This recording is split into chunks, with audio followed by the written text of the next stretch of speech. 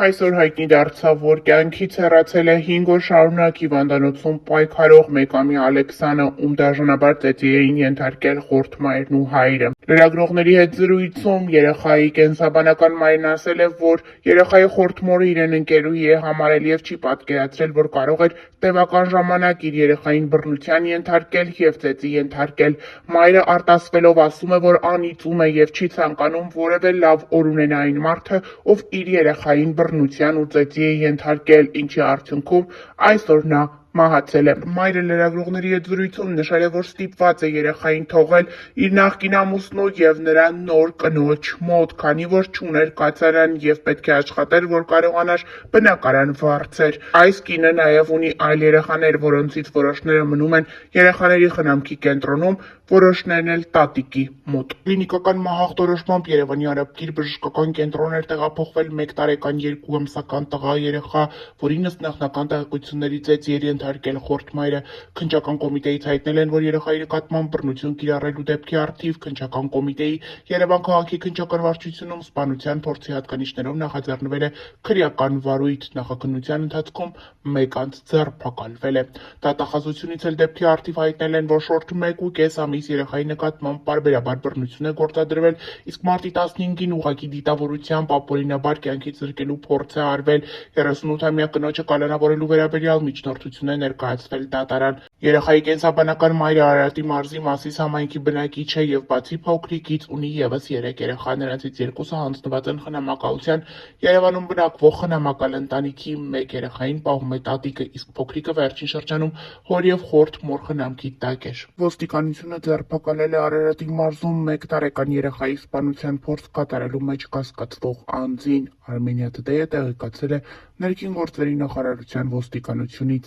Գերատեսչությունից տեղեկացրել են, որ քրեական ոստիկանության ծառայողներն անձին ներկայացրել են նախաքննական մարմին։ Քրեական վարույթ նախաձեռնելու վերաբերյալ հարցին ի պատասխան քննչական կոմիտեից տեղեկացրել են, որ ոստիկանությունից նյութերը ստացել են, ուսումնասիրվում են։ ՀՀ քննչական կոմիտեն ավելի ուշ հայտնել է, որ դեպքի առթիվ ՀՀ քննչական կոմիտեի Երևան քաղաքի քննչական վարչությունում սպանության փորձի հատկանիշներով նախաձեռնվել է քրեական վարույթ և հաստատվել 1 անձի ձերբակալությունը։ Նշենք նաև, որ համացանցում լուրեր են շրջանառվում այն մասին, որ երեխային ծեծի ենթարկողը նրա խորթմայրն է։ Նրա հարազատ մայրը երեխային թողել է հայրիկի մոտ, իսկ հայրիկի հետ ապրելիս է եղել կին կամ կանայք։ Այս մասին նշել է մայրը լրագրողների հետ զրույցում։ Հետաքրքիրն այն է, որ երեխայի կենսաբանական մայրը չէր բողոքում երեխային ծեծի ենթարկողի վերաբերյալ։ Նա ասում էր, որ տվյալ կնոջից չի սպասում, որ կարող էր իր երեխային ծեծի ենթարկել։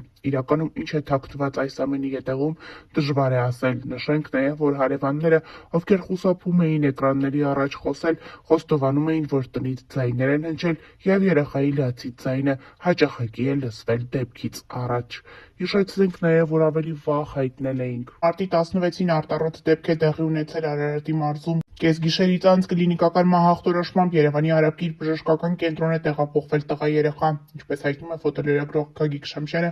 բժիշկները մոտ 1 ժամ անհրաժեշտ բուժօգնություն ցուցաբերելուց հետո կարողացել են երեխայի սրտի աշխատանքը վերականգնել, սակայն երեխան դեռ գտնվում է ծայրահեղ ծանր վիճակում։ Դեպքի մասին Արաբկիր բժշկական կենտրոնից տեղեկությունը փոխանցել են ՀՀ Ներքին գործերի նախարարության, ոստիկանության, համայնքային ոստիկանության գլխավոր վարչության Արաբկիրի բաժին, որտեղից ժամանել է օպերատիվ խումբը բաժնի պետ Ռուբեն Ներսիսյանի գլխավորությամբ։ Տեղում ոստիկանները պարզել են, որ երեխային հիվանդանոց է տեղափոխել Արարատի մարզից, ինչից հետո ոստիկանության Արաբկիրի բաժնից տեղեկությունը փոխանցել են ոստիկանության Մասիսի բաժին։ Արաբկիրի ոստիկանները պարզել են, որ հիվանդանոց տեղափոխվածը 1 տարեկան 2 ամսական Ալեքսան Մ-ն է և ըստ օպերատիվ տեղեկությունների երեխային ծեծի է ենթարկել ծնողներից մեկը։ Դեպքի փաստով ոստիկանության Մասիսի բաժնում փաստաթղթեր են կազմվել, որոնք փոխանցվել են քննչական կոմիտեի Արարատի մարզային քննչական վարչության Մասիսի քննչական բաժին։ Մարտի 6-ին գրակոծներ են հնչել Երևանում։ Ժամը 06:30-ի սահմաններում Ներքին գործերի նախարարության, ոստիկանության, քրեական ոստիկանության գլխավոր վարչությունում և Երևանի քրեական վարչությունում օպերատիվ տեղեկություններ են ստացվել, որ Արաբկիր վարչակարգաշրջանի Վիկտոր Համբարձումյան փողոցում կրակոցներ են հնչել և կա վիրավոր, հաղորդում է Շամշյանկոմը։ Նշված վայրում քրեական ոստիկանները հայտնաբերել են կրակված մոտ 6 պարկուճ, դեպքի վայրում աշխատել են ՀՀ քննչական կոմիտեի փորձաքրեագետները։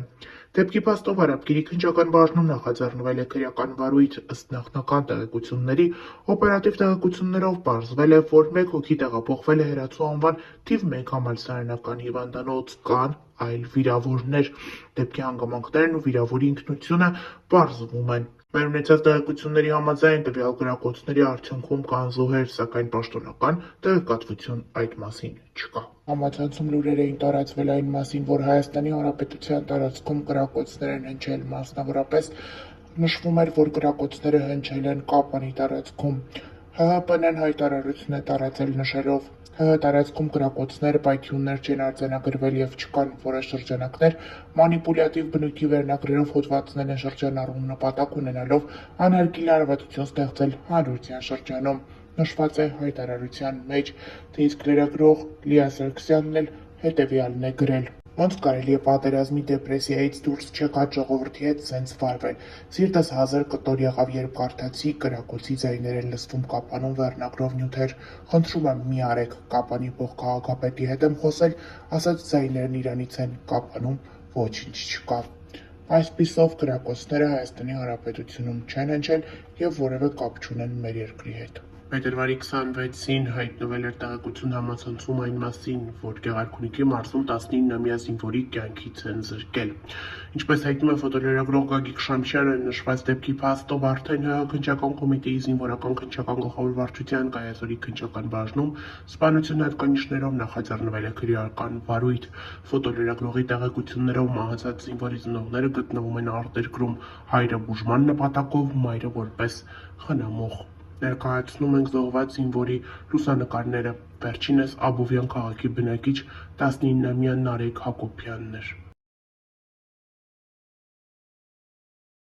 Կյանքից անժամանակ հեռացել է Գագիկ Հարությունյանն, ով մասնագիտությամբ երգիչ է։ Նա բանակում սերիալից հայտնի Վարուժի դերակատար Գոռ Հարությունյանի եղբայրն էր։ Գոռ Հարությունյանի եղբայրը կյանքից անժամանակ հեռացել է ինսուլտի պատճառով, այս մասին Live 24 News-ին հայտնել են նրա մտերիմները։ Ավելի վաղ ներկայացրել էին Գոռ Հարությունյանի հուզիչ հրապարակումը եղբոր մասին։ Մեռնում եմ, չեմ կարում, կյանքս, արևս, սիրունս, ջիգերս, ես ոնց եմ անելու, դու իմ ամենաուժեղ, կյանքս, աղբերս, գրել է Գոռ Հարությունյանը։ Ցավակցում ենք ընտանիքին այս ցավալի կորստի համար։ Ինչպես արդեն տեղեկացրել ենք, կյանքից անժամանակ հեռացել է սիրված պարոսուից պարող Պետրոս Աֆարյանը։ Պետրոս Աֆարյանը երկարատև հիվանդությունից հետո ընտրել է երկնային կյանքի ճանապարհը։ Պետրոս Աֆարյանի մահից հետո հայհայտնիներից շատերն են ինստագրամյան հարթակում հրապարակումներ անում վերջինիս մասնակցությամբ։ Դերասան Բեն Ավետիսյանը տարածել է Պետրոս Աֆարյանի լուսանկարն ու գրել. «Պետ ջան, Աստված հոգիդ լույսերի մեջ պահի աղբերս»։ Դերասանուհի Մարինկա Խաչատրյանն էլ տարածելով Պետրոս Աֆարյանի մասնակցությամբ տեսանյութ հետևյալ տողերն է գրել. «Տարիներ առաջ, երբ ներկա էի այս ելույթին, քո մասնակցությամբ երբեք չէի պատկերացնի, որ նույն չարաբաստիկ հիվանդությունը քեզ կխլի մեզանից։ Լույսերի մեջ մնաս, պետ ջան»։ Երգչուհի Լենա Ղազարյանը տարածել է Պետրոս Աֆարյանի լուսանկարն ու գրել. «Աստված հոգիդ լուսավորի, Պետրոս ջան»։ Դերասանուհի Այդուլ Կարապետյանն էլ գրել է. «Պետո ջան»։ Դերասանուհի Անահիտ Կիրակոսյանն, ով Պետրոսի հետ ոչ միայն գոլեգաներ է եղել, այլ նաև ընկերն է եղել Պետրոսի, հրապարակել է կադրեր Շանթ հեռուստաընկերության անցյալի ստվերներ հեռուստանովելից, որտեղ ինքն ու Պետրոսը, Իզան և Ազատը կերտել էին իրենց դերը։ Ցավոք պիտի նշեմ, որ մեր լուսավոր Պետրոսը հեռացավ կյանքից։ Շնորհակալություն բոլոր սրտացավ ու հոգատար մարդկանց, ովքեր արձագանքել էին Պետրոսի բուժման համար կազմակերպած մեծ դրամահավաքին։ Հավատացեք, նա շատ էր ուրախացել ձեր վերաբերմունքից ու աջակցությունից։ Աստված հոգիդ լուսավորի, իմ լավ գործընկեր, տաղանդավոր, լուսավոր պայծառ մարդ, գրել է Անահիտ Կիրակոսյանը համատեղ լուսանկարին։ Կից